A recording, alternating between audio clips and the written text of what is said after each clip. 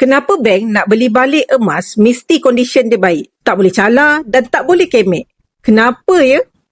Dengar video ni sampai habis dan share pada kawan-kawan yang lain. Sebab bank ni sebenarnya core businessnya bukanlah pada emas. Bank buat untung dengan cara bagi hutang seperti loan, interest.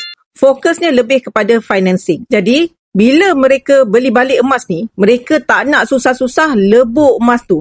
Sebab kosnya tinggi. Mereka hanya nak jual balik emas tu kepada orang lain. Sebab tu mesti dalam keadaan yang cantik, mint condition, supaya mudah nak jual. Berbeza dengan syarikat emas seperti Public Gold. Public Gold ni dia memang industri emas.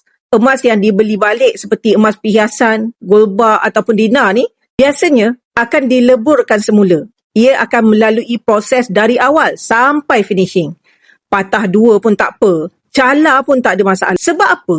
Nilai emas bukan pada rupa. Nilai emas ni pada ketulinan dan juga berat dia. Sama juga macam manusia. Nilai kita bukanlah terletak pada paras rupa, tapi pada jati diri. Emas yang tulen tetap bernilai. Manusia yang ada jati diri pun macam tu juga. Follow saya untuk dapatkan ilmu emas dan kewangan.